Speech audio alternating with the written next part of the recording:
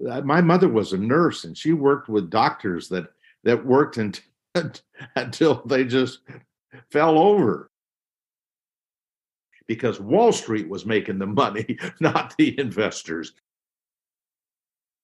And now you look at what that money pays you out in retirement and what it leaves to others. We're talking millions. Hi, and welcome to Catching Up to FI, a podcast on mindset, money, life on the journey to financial independence. I'm Bill, and I'm a late starter. I'm Becky, and I'm also a late starter, and we're your hosts. We're here to help you with your journey to financial independence, no matter where you're starting from.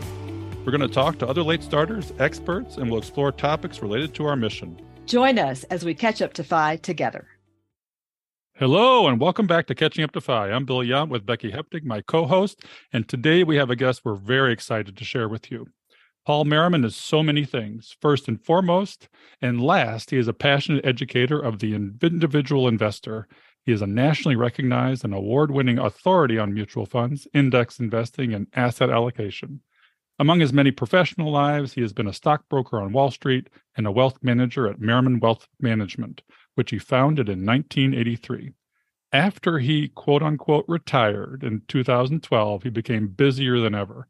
Paul created the Merriman Financial Education Foundation, dedicated to providing investors of all ages with free information and tools to make informed decisions in their own best interest and successfully implement their own retirement savings program. He is the author of 8 books, a columnist for MarketWatch, and produces the podcast Sound Investing. At his website, paulmerriman.com, he provides an abundance of evidence-based free books and resources. Notably, at a time when quality personal finance education is still too often absent in formal education, his foundation supports the curriculum development and presentation of an accredited course, Personal Finance for Non-Business Majors, at Paul's alma mater, Western Washington University. I have been fortunate to know Paul virtually since I started the Facebook group Financial Literacy Project, of which he is a community member. I could go on, but we are here today to talk about his book, co-authored with Richard Buck. We're talking millions, 12 simple ways to supercharge your retirement. It is an absolute honor for me to welcome Paul all the way from his home on Bainbridge Island, Washington, to Catching Up to FI. How are you today, Paul? Yeah, I'm great, Bill. You know, when you started out there and said, first of all, he's really old, I thought that's what you were going to say. I was holding my breath. Thank you very much. Did I say that really? No, I just felt it coming out. I really appreciate being with you and giving me an opportunity to talk with the folks that are following your work. So this is a joy. How are you today, Becky? Oh, I'm doing great. And I'm excited also to have Paul here. I can't wait for all the nuggets that I know that are going to be in this episode. And I want to start out, Paul, by just giving you a little snippet about our audience. So our audience is made up of late starters who unfortunately no longer have time on their side. We probably have a pretty wide spectrum of skill levels in our audience, all the way from people who know how to, quote, handle their money, but they're just down the road of their career. And the other end of that spectrum is going to be people who have just woken up, said, oh my gosh, what have I been doing? And what do I do now? And they haven't yet gained the tools to start handling their money right. So this is kind of who we want to address in our conversation today while we're going through your book of We're Talking Millions, which I really enjoyed reading. I just wanted to let you know I did really enjoy that. So we're going to start here talking about the book. And we've got several quotes in the book. I loved all the quotes that you put at the beginning of your chapters. So I'm going to start out with this one, that there's no magic here, just common sense. Your job is not to be a financial wizard or a lucky lotto winner. Your job is to be a normal person who can and will regularly set aside a small part of your income and stick to a simple plan for the years before you retire. And in the next one, the heart of this book is 12 small steps with big payoffs. Each one of these steps can potentially add $1 million to the retirement nest egg of somebody who applies it starting in their 20s and early 30s, which obviously that's not where we are today, but I just want people to know that this is possible. So my first question for you is, why did you write the book and who did you write it for? Well, I wrote it for all ages if they have an interest and a curiosity. But as far as being able to really change lives in a big, big way, when they're in their 20s and 30s, even their 40s, there is leverage. The leverage, of course, is time for them to do some remarkable things. And the beauty is that if we can get people to see how easy this process is, and if they can ignore Wall Street, and Wall Street is more than just the stockbrokers and the insurance people, it's the financial communicators and the folks who are hyping this and that, and all of those things that are very exciting in the press are not worth anything when it comes to being an investor. And the fact is that what gets in the way of people's success in many cases is they lose sight of the difference between the long journey of investing, regardless of what age you start, and the events. We focus on the events. We focus on things like a one-day 22% decline in October of 1987, or the 2008 losses, or the real estate, all of these things that make the news, inflation and a bank failure and all of those things. Those are events. And those events actually have nothing to do with the long-term journey of successful investing. And that long-term journey, I'm 79, I have a long 11 years left, possibly. And other people have a long 30 years. We just gave a check to my daughter to put into an account for our new granddaughter last November. And it's a check that's supposed to be working for her for 100 years. So we're here to help every age. But the main point is that each one of these decisions, and I just want to correct one small thing, Becky, because I think it's important. That $1 million we talk about, it's an extra million. It's not just a million. But if you took a step and you might have produced $1 million, we will show you how we think, had you taken a different fork in the road, it might have been 2 million. Now, I have to say it might have been, because we don't know. And but it is meant really to help people who want to be do-it-yourself investors recognize how simple the process is. And I was, if I may just talk about the White Coat Investor Conference in Arizona a few weeks ago. I met people like yourselves who spent years and years and years to develop the knowledge to be able to serve people efficiently. There are people in my industry that it takes weeks before they're able to take what they've learned and go out and service people. And unfortunately, not necessarily well, but they still are allowed legally to do that. These people would never be allowed, I don't think, to practice in the medical community. So I want to give them the tools to be able to do for themselves what an investment advisor would do for them.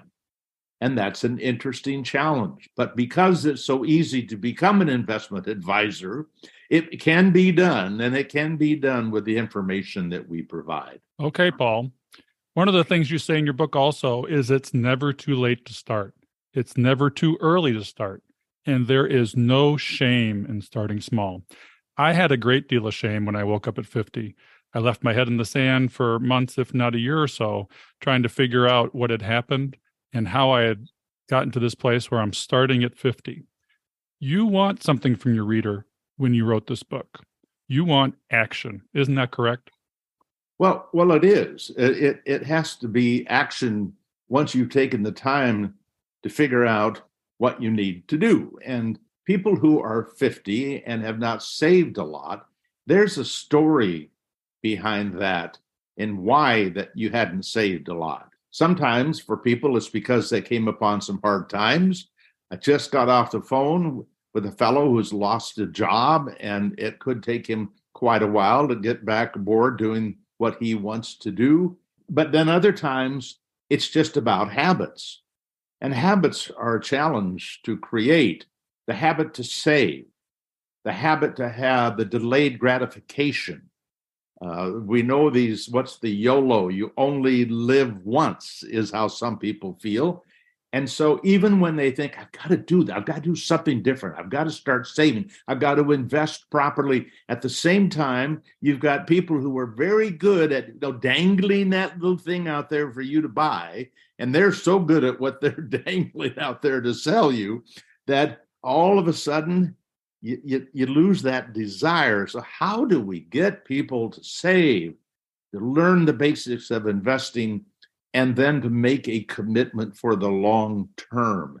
That is not a simple thing to do, but it does require people who maybe haven't been good savers. Were you just a good spender, Bill, or were you not a good saver? I didn't know my needs and wants. I put my wants first, and I never learned them as a child. And I am a physician. I've been to the White Coat Investor Conference. That was part of my wake-up call. It flipped my entire mindset, as you're talking about in your book, actually. And we're going to run through the 12 steps that you want people to take action on. One of the quotes, however, you have in your book, I think really illustrates how simple it is to own your own finances. I'd like to read that for you now. You say it takes 16,000 hours to get through a high school or earn a bachelor's degree. Experts say it takes at least 2,000 hours to master a skill such as playing an instrument or learning to fly. You can implement our recommendations in about an hour, 2 at the most. That could be the most valuable time you ever spend.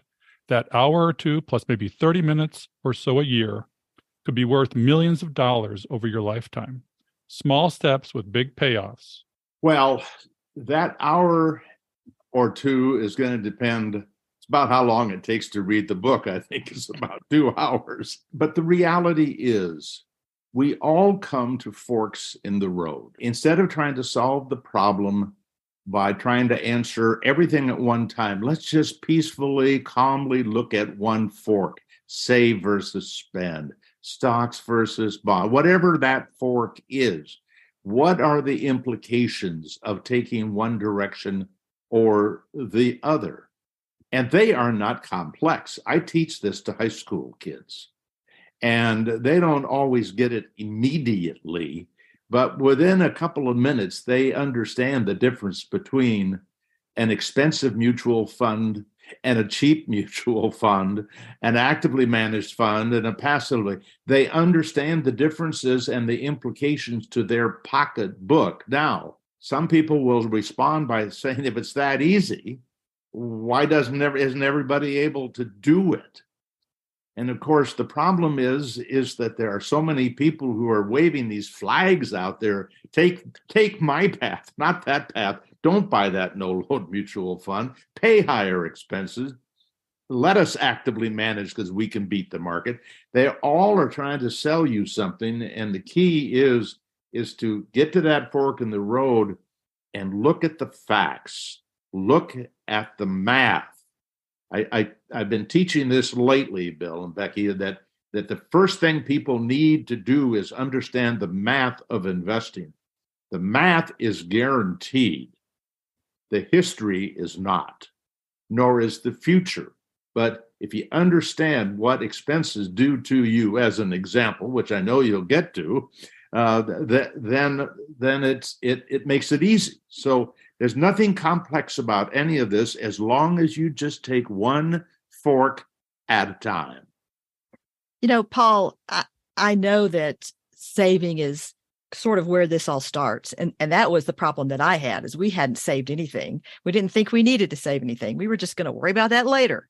Yeah. You know, we were having too much fun on that day and we'll save later. Let's kind of go back to almost a step one here. Why do we need to invest rather than just save? We kind of know we need to save. So why do we want to invest? Well, I guess that one fork in the road then. Let's say that we've decided we're going to invest versus just save. because you're going to come to this fork that says, should I put my money in something safe, which that word, I'm just going to save, I'm not going to invest, or that phrase suggests that investing is risky and saving is not risky. And so bonds, I think something like 23% of millennials will not touch the stock market because it's so risky. So the first thing that people need to step back and ask is, well, what kind of a return have people gotten on the bonds? And what do we know? We know $100 in bonds over the last 93 years has grown to somewhere, depending on whether you get really safe bonds or more risky bonds, is somewhere between $2,000 and $15,000 for $100. So then what about stocks? Well, for that same $100, the range is from $7,500 for the S&P 500 to about, I think, $12,000 for the small cap value index, for those kinds of different stocks.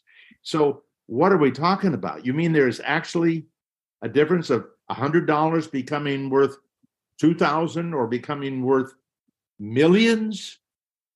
And so why wouldn't people want to gravitate towards the millions? And of course, the older we get, then we start missing out on the time that we could have had working for us if we had started in our 20s or our 30s. But then we look, and this is, I think, is very important, is that we look at what are the worst times for stocks, the worst 40-year period. And if somebody's 50 years old, they've got 40 years of investing ahead of them, more than likely. If you look at the worst 50-year return for the S&P 500, it's about 9%. The worst. The best was 12.5. Other equity asset classes, the worst is 11 and the best is 16. I mean, the differences are wider with the more risky asset classes, the more volatile on a short-term basis. But now we're saying, wait a minute, are you saying that everybody who invested prudently in a diversified portfolio would have made money over any 40-year period in the U.S. history going back to 1928? And the answer is yes, absolutely. And with so much more, why wouldn't you want stocks? Well, for a lot of people who haven't saved anything when they're 50, one of the reasons they haven't got any money is they didn't trust the stock market, or they tried it once and it went down for the first month. Enough of that. I'm never going to do that again, they'll say. And they've talked themselves out of a lifetime of, not guaranteed, by the way, but really historically great returns. So we've gone through a couple of points already. We talk about saving as step number one. And Warren Buffett has a great quote there that you use in your book. Do not save what is left after spending. Instead, spend what is left after saving. This is my problem. This is a fundamental issue. And by the way, when you mentioned YOLO, I had a boat named YOLO. Oh, that's beautiful. It's been sold, and it was part of the recovery. But I think Warren Buffett is right here. And if you do this, if you just save and invest first and spend last, that takes care of so many of the budgeting issues that people can get caught up in. Yeah. And we know I'll call it a fact, that when 401k plans changed from asking people to opt into a target date, something in the 401k plan, to do you want to put money into this on a regular basis and we'll take it out of your pay, very few people opted in. But when they automatically opted them in, and in order for them to stop, they had to opt out, something like 83% of the people did it. And so a lot of times this is just a matter of establishing a habit. And by the way, when we start to get 40, 50, 60 years old, not only are we maybe having trouble saving, but sometimes we have kids that are having trouble and they're looking to us to help. And if we haven't done the saving ourselves, and we're the kind of parents that have a tendency to give in because we love our children, that's double trouble. And it makes it even more difficult. So there are a lot of hurdles you've got to really get, and I'm sure that you got to get thick-skinned and tough about this commitment to saving, and then of course to make sure that you invest it properly in every way we know. As far as savings rates, this is one of the issues that late starters have, I think. And I have a rule of thumb that I've come up with, and I want to ask your opinion on it. We talk about when you're in your 20s, save 10%. So functionally, every decade, if you subtract 10 from your age, I think that gives you a rough idea of what percent you've got to save at that point if you haven't saved much prior. So for me at age 50, for example, I had to save 40% if I wanted to retire in 13 to 15 years. What do you think about that rule of thumb? Well, it might work for people in the medical community. That would probably be difficult for people who don't have the potential income that they have in the medical. But yes, that makes intuitively good sense. And what amazes me, how many people I met at the White Coat Investor Conference that are saving half of what they make. But the other thing that distressed me is how many people I spoke with that were anxious to move on in their life and do something else with their life. My mother was a nurse, and she worked with doctors that worked until they just fell over. But they were dedicated to the industry and doing what they did. And I'm not even sure it was about the money the way that they worked. And it was in a small town, Wenatchee, Washington, if you've ever been there. But the range, the spectrum of situations where people are just kind of getting started at a certain age and they're behind, they need oftentimes to talk to somebody. And I'm not talking about some money manager who charges 1%, but probably an hourly person who could help them get their program together and know what it's going to take. And to make sure, by the way, that this is why I love people who work by the hour in this industry.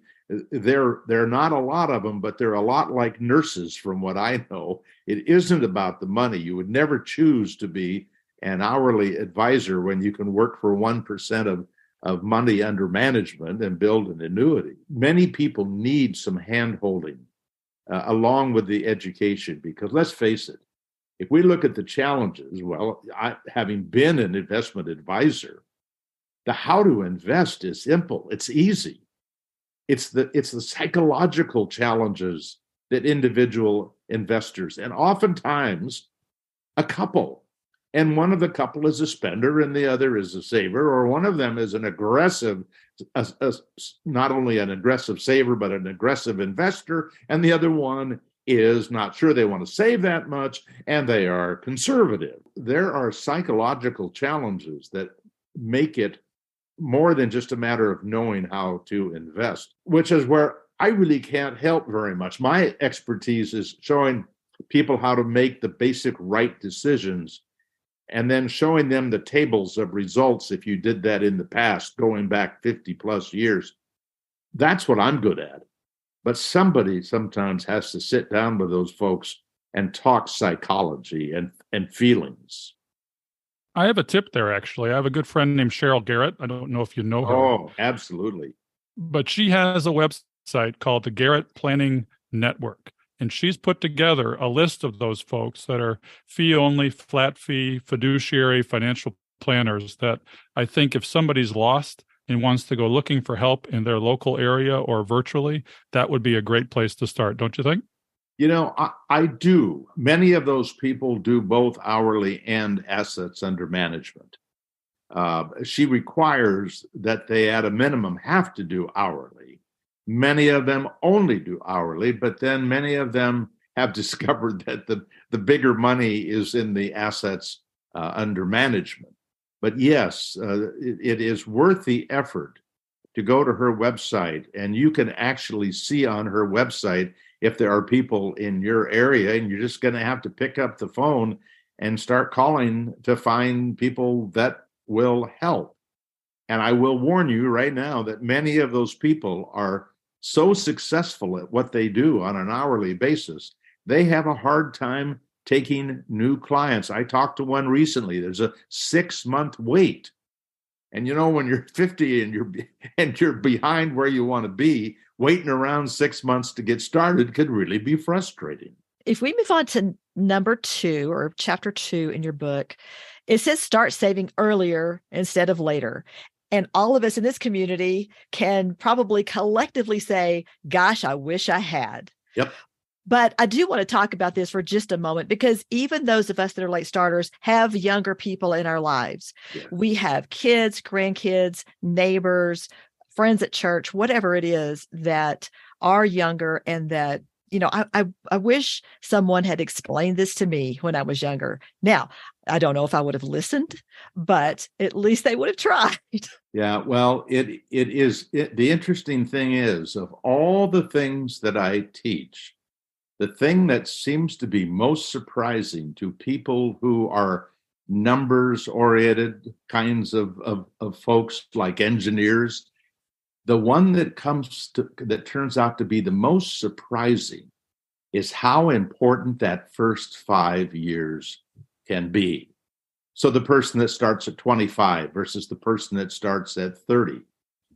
What happens is, if you put away $6,000 a year, and for the first 5 years, whatever that becomes, you can make that a separate account, because the person who then kind of picks up at that point with you, that little pile of gold right there is going to be the impact of you investing earlier.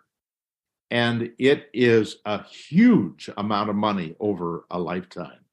One of the things I try to do is to get people to realize that the return on your investments, the real return, is the money that you take out to live on in retirement and the money you leave to others. That is the total return on the money that you put aside. Now, I'm not talking about money you save for the down payment on a house and short-term kinds of things, but I'm talking about retirement and the long term. That first 5 years, that approximately, let's call it $30 to $40,000, depending on whether you increase the amount each year. I mean, there are things you can do to help it go faster, which we recommend.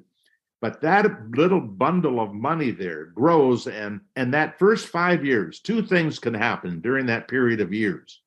The market can go down terribly, which is great, because it gives the young person a chance to position themselves in really great companies at low prices. I mean, Warren Buffett would be applauding that if they would do it. Oftentimes they get afraid, oh my God, I'm doing the wrong thing. This is not working out, when in fact, it is working to their advantage. The other thing that could happen, it could be like 1995 to 1999. The S&P compounded at over 28% a year for 5 years. What an amazing way to start as an investor. So whether it's terrible or it's great, it's a wonderful way to start. And now you look at what that money pays you out in retirement and what it leaves to others. We're talking millions. It just doesn't seem reasonable. But remember, $1 a day from the day a child is born until they're they're 65 years old, could be worth $4 million, anywhere between $2 and $4 million in equities, just because of that early start. You wait until you're 10 to start putting that money away, and it takes at least $1 million off the table. So it's amazing what time does. And the problem for the people who are older is they don't have that magic of compounding the same way that a really young person does. So I really think, obviously, they have to focus on saving. But it seems to me, if they're a little bit behind, it isn't just about saving. It's about recalculating their cost of living and learning how to live on less. Because what happens if during that period of time you do save, that the market doesn't perform very well. There's a lot of luck in this process. And so maybe you did the right thing as a saver, but the market didn't support you in your effort to catch up because you were a late starter. Well, now you've still got this problem. You've still got the problem of your cost of living. And so you're going to pull in your horns to try to save more. But I don't think it's just about saving to invest. I think it's about saving or living on less to learn how to reestablish that cost of living or that way of that style of living. I think Becky and I can both say we had that issue. I need to reiterate that what I've said in a prior episode, that at the time I turned 50 and was waking up, we were house poor, spending too much for the big doctor house. We were single digit to low double digit savers, and we de-risked our portfolio out of fear of the 2008, 2009 crisis. And so during the bull market that went up, we had three factors working against us. We were low savers, we were house poor, so we couldn't really save anymore. Our lifestyle was too high.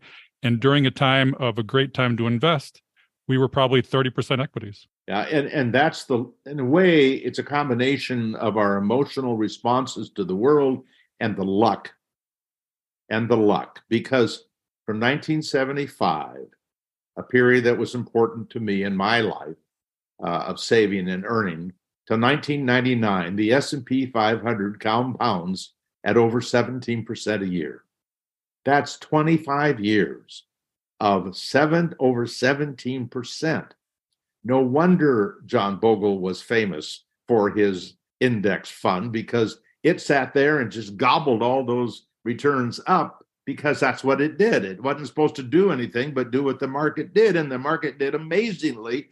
But from 2000 to 2020, you made more money in a bond fund than you did in the S&P 500. It was about 6.1%, as I recall, not 17. And all of a sudden, people are saying, well, what's wrong? I thought investing was supposed to give you more.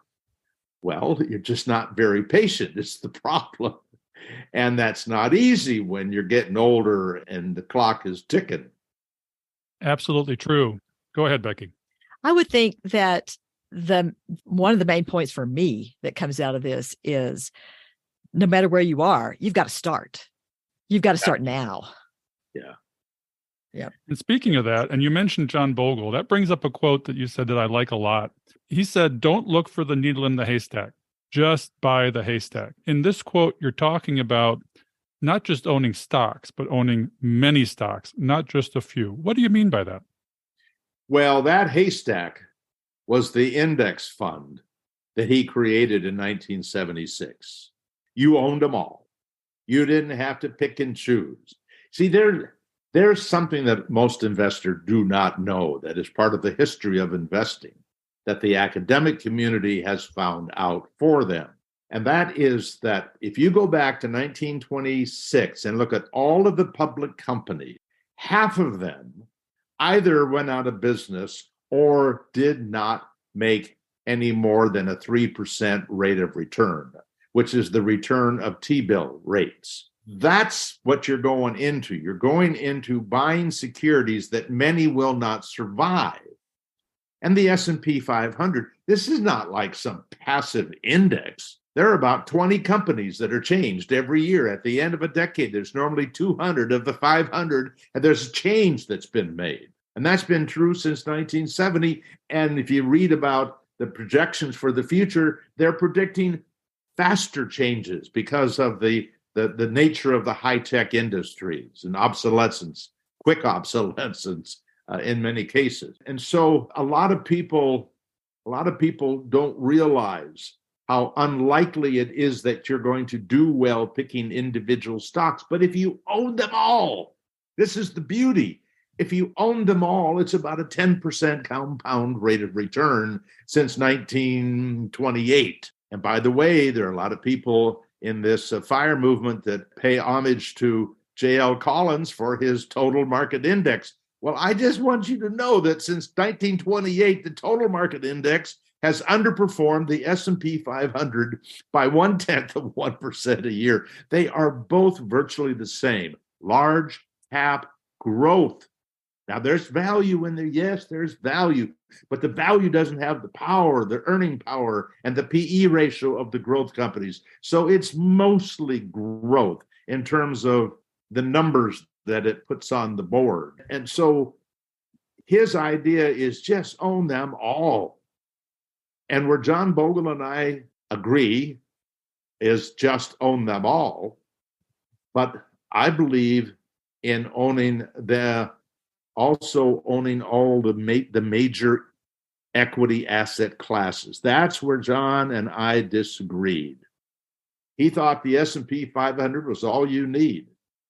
But there are periods, the S&P 500 is El Stinko, the 1970 to 79, 2000 to 2009. Those were not good decades for investors. But if you had a portfolio of big and small and value and growth, U.S. and international, you did just fine in those periods that the S&P 500 performed poorly. And that's because it's basically one asset class. And I think people should have more than one asset class in the equity part of their portfolio. All of the history tells us that. But I certainly don't have any problem understanding why those 500 companies they're great companies as a group. It's just that they're also just a group of public companies. And there are other kinds of groups that don't go up and down together. The most opened table on our website is a table that shows the S&P 500 1 year at a time since 1970. And now the other side of the page, small cap value for those same years.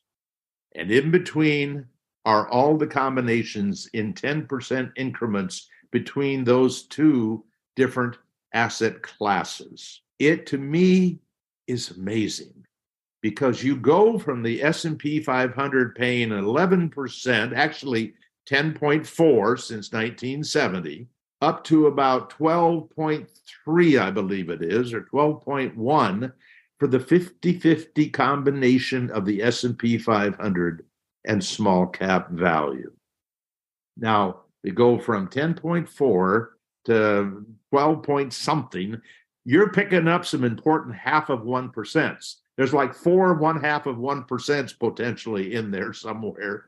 And that means if every 0.5% is worth over $1 million more, the potential to make another $4 to $6 million. And the killer is, what I think is absolutely amazing, is if you add up all the negative years, both of them lost money sometime, the combination of the two lost less money than the S&P 500 itself, which is the power of combining not only different companies, but different equity asset classes. Paul, can you give our listeners just a really quick primer of what you mean by the different asset classes? Oh, sure. And in fact, if they want to hear me talk about it for an hour, I just recorded it. I think the audio goes out, the podcast goes out tomorrow. But here's what we've done to show people what happens when you start with the S&P 500. Now, that's a combination of growth and value, mostly growth, but also some out of favor companies that aren't exciting, that don't have amazing futures like the growth companies tend to have. At least perceptually, people perceive that they have this great future. But what happens if you just, I'll try to recall a number, $100,000 over this 53-year period in the S&P 500 turns into about $19 million. So what happens if you just took 10% of that and you put it all in large cap value as a standalone equity asset class? All the companies are boring. All the companies are kind of out of favor, sell for lower PE ratios for whatever reason. It's the point that Warren Buffett loves them. And what happens if you just put 10% in there? Well, it increases the return by 0.2%. The standard deviation, the volatility measurement, is the same. And you've added almost, I believe, $2 million to the return just because you put 10% of this other asset class. But then what happens if you put in some small cap blend? Blend means some growth and some value. It increases another 0.1%.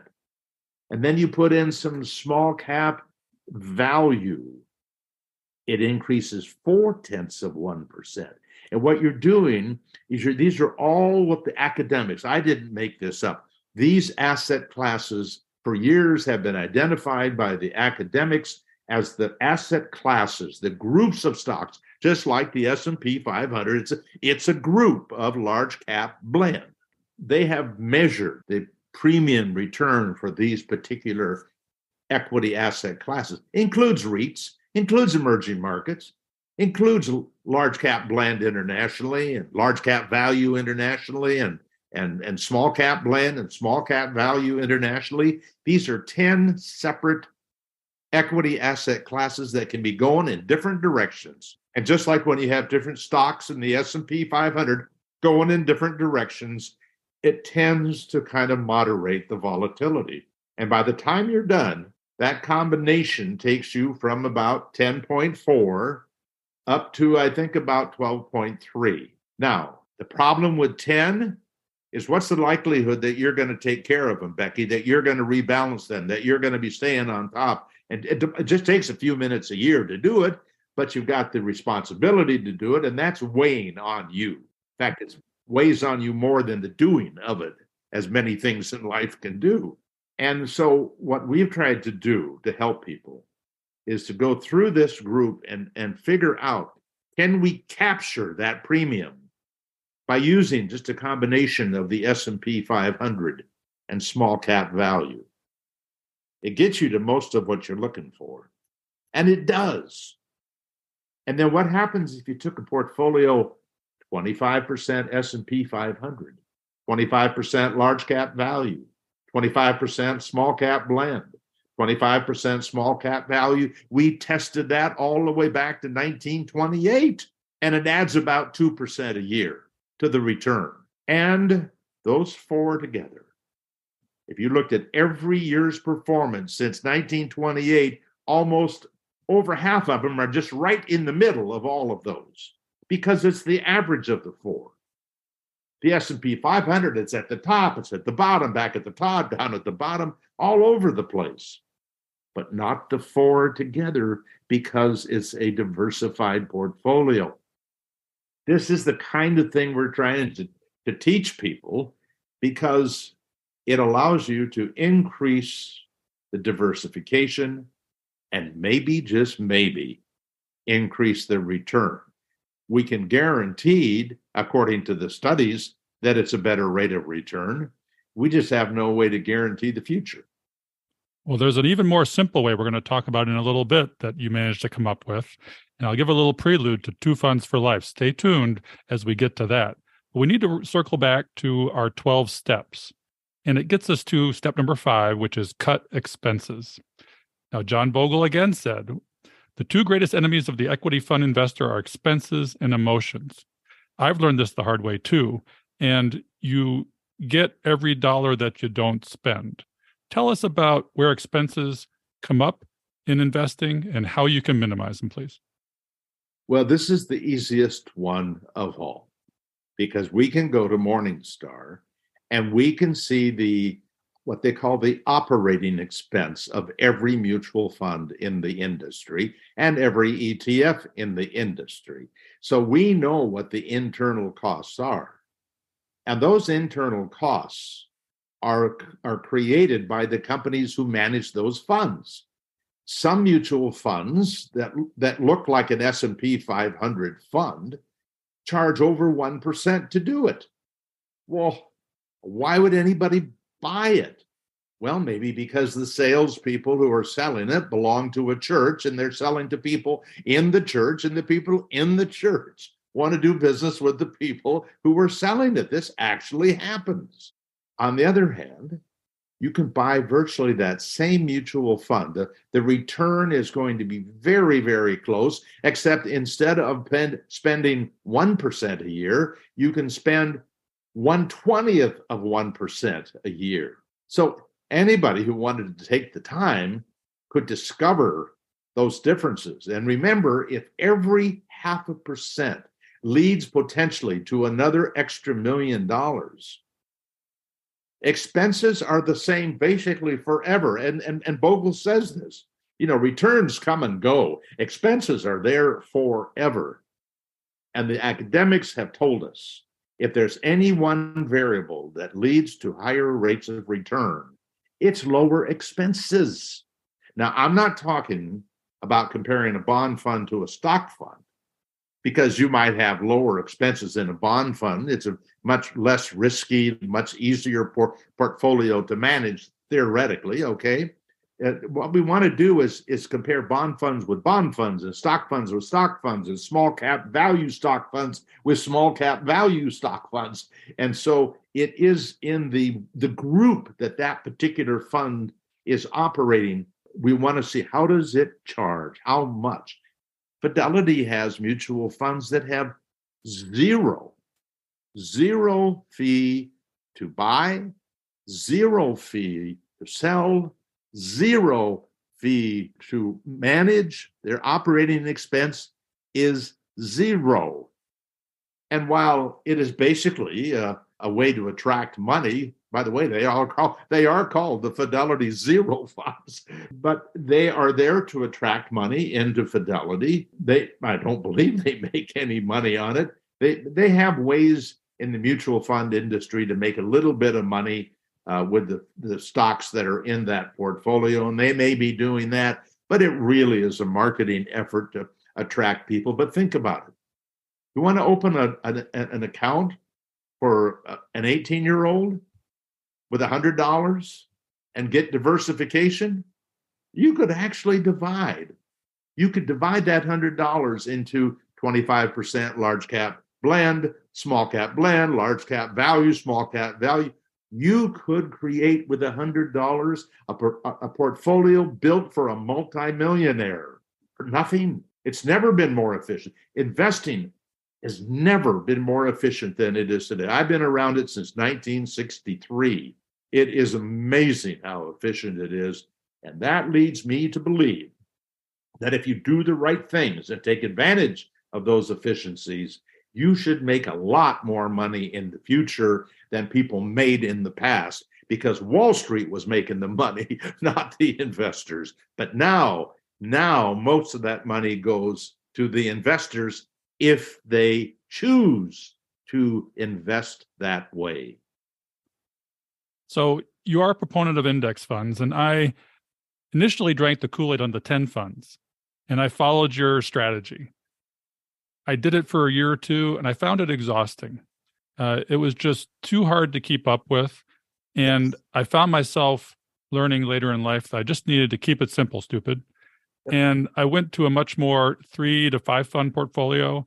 I own Total World. I have a small value tilt. I have a REIT tilt. And so I find in doing that, I get a lot of diversification and a lot less headache. What do you think about keeping it simple? Well, since 2017, when John Bogle waggled his finger at me and criticized me for making things too complex, we have, with the help of Chris Pedersen, who's our director of research, one of a number of people who are donating their time to our cause, we have developed a group of 2 funds, 3 funds, 4 funds, 5 funds. I think the most we have is 5 in that group. And as I mentioned earlier, the small cap value in the S&P 500, I would almost guarantee that's a better rate of return than did you say you have 4 or 5 funds in your portfolio? Correct. Yeah. And by the way, we show the year-by-year returns on our site going back to 1970. Again, it's all about the numbers. And I wish we could stamp with a big red guarantee on the page, but it's all about the numbers. Not only do we break it down year by year, we look at decades. We look at how they did in the best of years and the worst of years. We do everything to let people look at the inside of these portfolios so they can kind of like almost like a flight simulator, if you will. Let people take the ride, and then we build the portfolio. We build tables that show what if you use that two fund strategy and you added bonds to it. We show you that, and we do that with all of these different portfolios. Now, I will say this though, Bill, and I think this is so important. Some people will say that the best portfolio that you will own is the one you will stick with for the journey. And if you have one right now where you trust it and there's no reason for you to trust something else anymore, then if you do that for the rest of your life, you'll probably be okay. Our friend, Jim Dolly, Jim has created that article in 2014, 150 portfolios, better than yours is what it says. And all he meant by that is there are hundreds of good portfolios. The key is finding one that you will take the journey with. And our goal is to show people so much information about the long journey.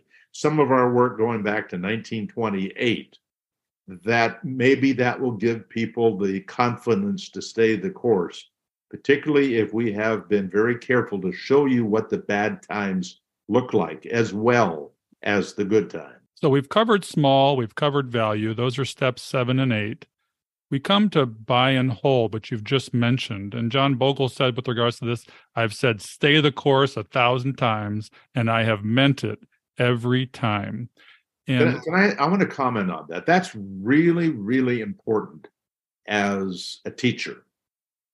You guys, you're teaching people, I'm teaching people, and the idea is to give them something to do that it will work for them. But here's what I know, and that quote, in a sense, says it all.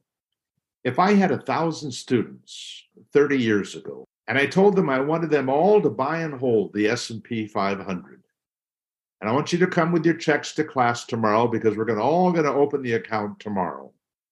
And 30 years from now, we're going to see how you've done. I don't want you to take any money out. I don't want you to put more money in. I just want to see how this recommendation did. If they all lived up to that promise and they put that money in, every one of them would have exactly the same return for 30 years. But give people the right to dash in and dash out and to try to do better or try to protect against the downtimes and then try to get back in. I've met people who got out in the spring of 2008 and they're still trying to figure out how to get back in the market.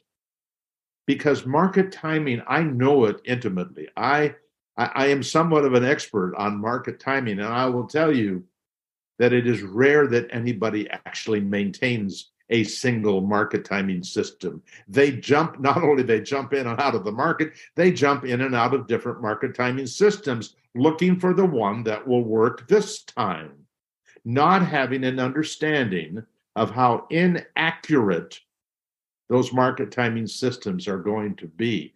And by the way, there's nothing pretty about the S&P 500. If they're changing 200 companies every decade, there's something going on that these companies that looked good enough to be in there before aren't there anymore. And the fact is, a lot of them do go out of business and a lot of them do get merged away. I mean, there's a whole bunch of reasons why, but if you buy and hold, the whole group will look the same.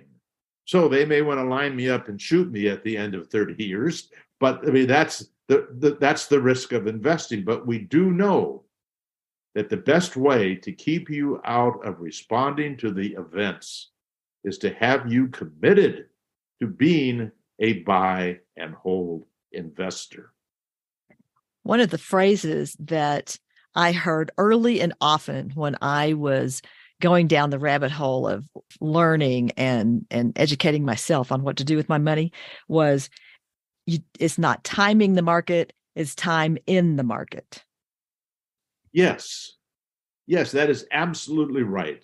And let me just say that there are some sayings like that that I think are really meaningful, because what you're looking for is the leverage of time. It's the greatest leverage that we can have that's not risky typically. The other thing is, for example, the commitment to stocks. If you go from a 5% instrument to a 10% instrument, and that's all the further you get, that is a huge step in terms of return. And so the extra you might make from having some small cap, and maybe you do add on an extra 2%, and you do leave your kids way more money because of it. But the fact is, it's getting from the 5% to the 10%. That is the big step.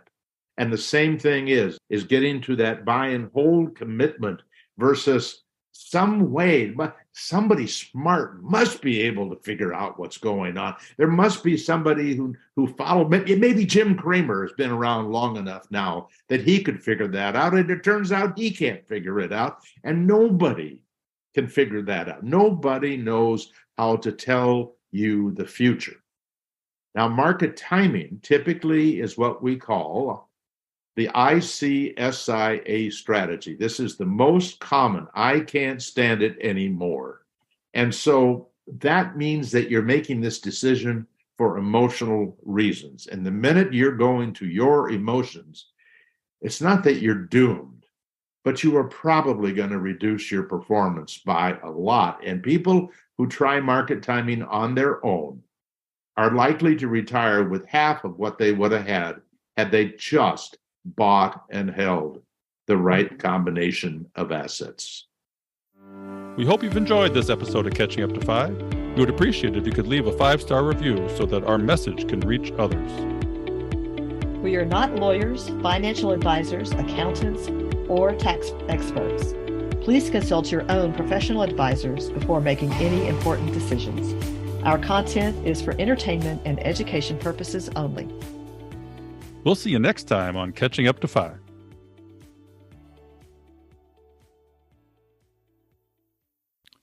Okay, Catching Up to FIers, this is Bill, letting you know that this episode is part 1 of 2 parts with Paul Merriman. Please tune in next week for the remainder of this episode. Look forward to seeing you then.